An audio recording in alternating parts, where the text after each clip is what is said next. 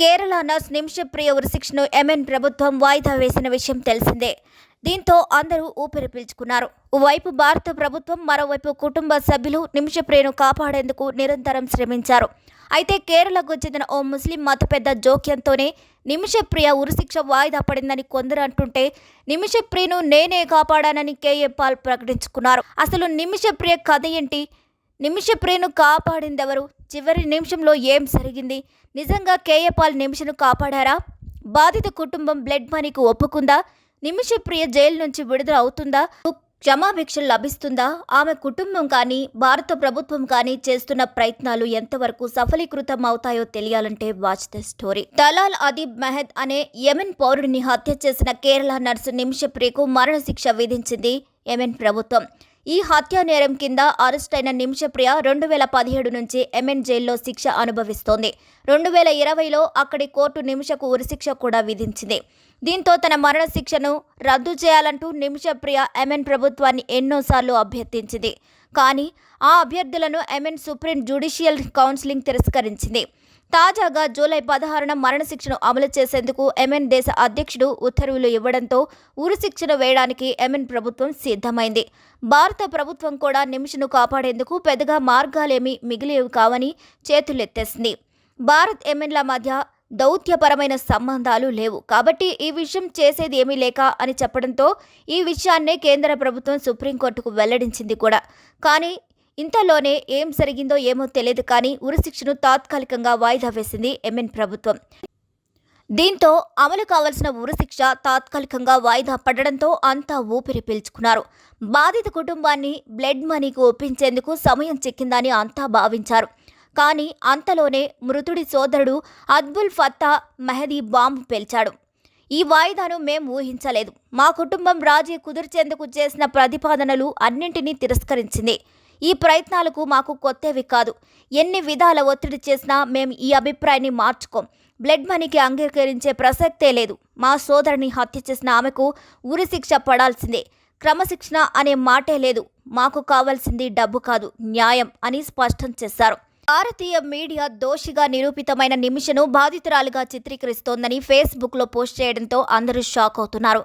ఈ కేసులో ఇంకా ఎన్ని ట్విస్టులుంటాయో అని ఆశ్చర్యపోతున్నారు.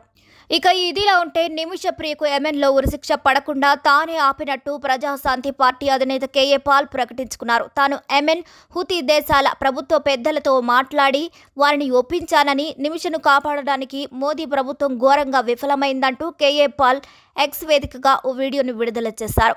3 రోజులు రాత్రింబవళ్లు కష్టపడి కేరళ నర్సు నిమిషప్రియకు యెమెన్లో ఉరిశిక్ష పడకుండా ఆపాను. నిమిషను రక్షించడంలో 8 సంవత్సరాలుగా మోదీ ప్రభుత్వం విఫలమవుతూనే ఉంది. మోదీ ప్రభుత్వం సనా సిటీలో ప్రభుత్వం లేదన్నారని, ఏం చేయలేమని చేతులెత్తేశారని. కానీ అది అబద్ధం.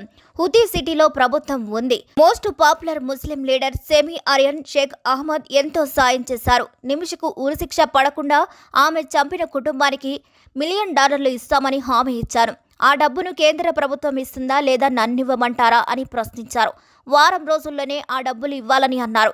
ఉరిశిక్ష కేవలం వాయిదా పడిందని, తాను వెళ్లి యెమెన్ లీడర్ను కలుస్తానని చెప్పుకొచ్చారు. దీంతో ఆయన వ్యాఖ్యలపై సోషల్ మీడియాలో చర్చ నడుస్తుంది.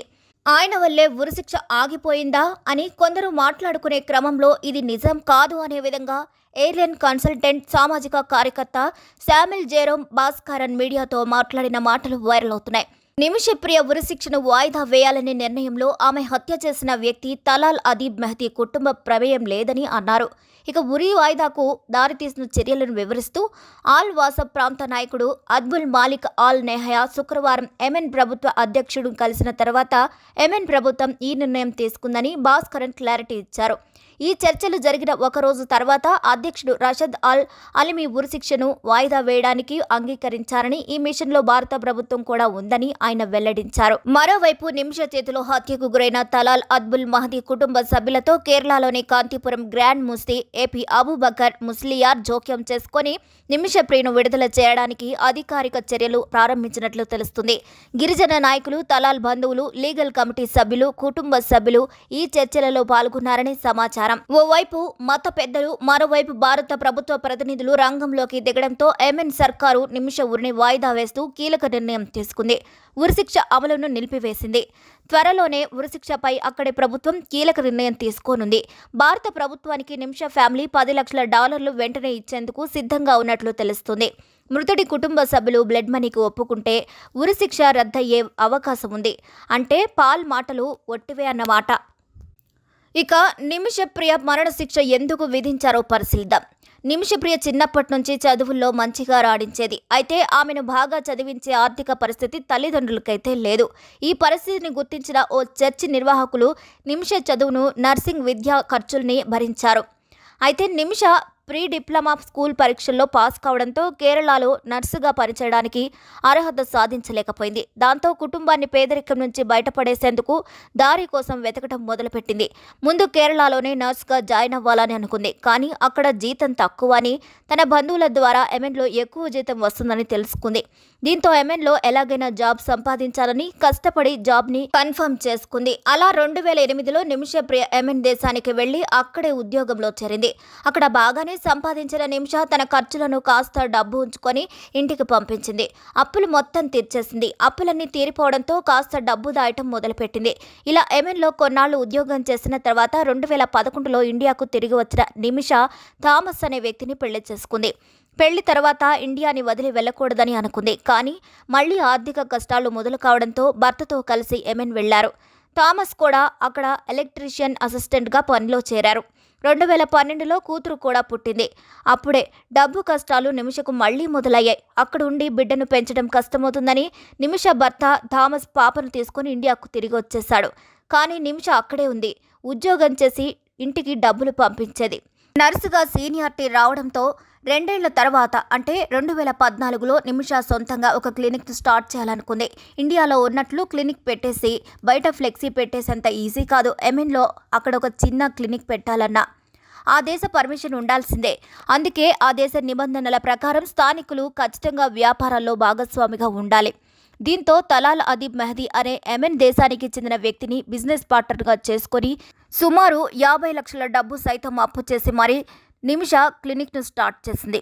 ఇలా క్లినిక్ బాగానే నడిచేది. ఆ సమయంలో అప్పటికే పార్ట్నర్ అదీబ్ మెహదీ ఓ వస్త్ర దుకాణం కూడా ఉండేది. 2015లో తన కేరళ పర్యటనలో సైతం నిమిషప్రియ తన మెహదీ తనతో కేరళకు తీసుకొచ్చింది కూడా. ఇలా వారి క్లినిక్ చాలా బాగా కొనసాగింది. అయితే అనూహ్యంగా యెమెన్ దేశంలో అప్పటి వరకు జరుగుతున్న అంతర్యుద్ధం ఒక్కసారిగా తెరపైకి వచ్చింది. దీంతో ఆ దేశం నుంచి భారత్ సుమారు 5,000 మంది భారతీయుల్ని, 1000 మంది వరకు విదేశీ పౌరుల్ని యెమెన్ నుంచి సురక్షితంగా తరలించింది. నిమిష మరికొంతమంది మాత్రం యెమెన్ దేశాన్ని వీడలేదు.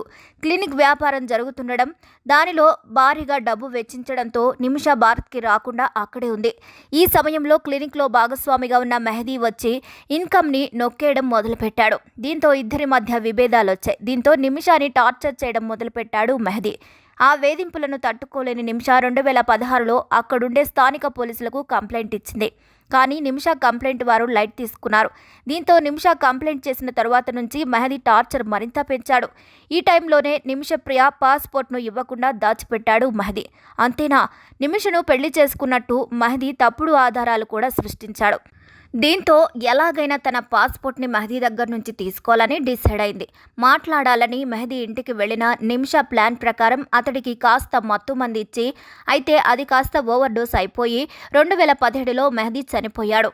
ఇది చూసిన నిమిష మొదట భయపడింది. ఎలాగైనా అక్కడి నుంచి బయటపడాలని తన కొలీగ్ అయిన హనన్ని సాయం కోరింది.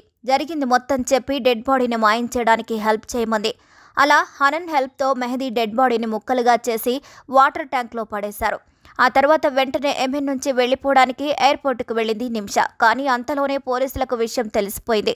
ఇక వెంటనే నిమిషను ఎయిర్పోర్ట్లోనే అరెస్ట్ చేసి పోలీస్ స్టేషన్కు తరలించారు. 2018 జూన్లో స్థానిక కోర్టు నిమిషాన్ని దోషిగా తేల్చింది. ఆ తర్వాత 2020లో మరణశిక్ష విధించింది. అప్పటి నుంచి 38 ఏళ్లు నిమిషప్రియ యెమెన్ రాజధాని సనా జైల్లోనే ఉన్నారు. అయితే జూలై 16, 2025న ఉరిశిక్ష అమలు చేస్తున్నట్లు నిమిషప్రియకు అధికారులు తెలిపారు. అలాగే కేరళలో నిమిష ఫ్యామిలీ మెంబర్స్కు ఇన్ఫర్మేషన్ పాస్ చేశారు. ఈ విషయం తెలియగానే ప్రియను కాపాడేందుకు భారత ప్రభుత్వం, ఫ్యామిలీ ఎంతగానో ప్రయత్నించారు. చివరకు నిమిష ఉరిని వాయిదా వేశారు. దీంతో నిమిషప్రియ తల్లిదండ్రులు, భారత ప్రభుత్వం, మత పెద్దలు తలాల్ అదీబ్ మెహదీ కుటుంబంతో సంప్రదింపులు జరుపుతుంది. ఒకవేళ తలాల్ అదీబ్ మెహదీ ఫ్యామిలీ క్షమించినట్లయితే నిమిషప్రియ ఉరిశిక్ష నుంచి బయటపడే అవకాశం ఉంది. మరి తలాల్ అదీబ్ మెహదీ కుటుంబం ఏం నిర్ణయం తీసుకుంటుందో వేచి చూడాల్సిందే. ఇదండి నిమిషప్రియ స్టోరీ.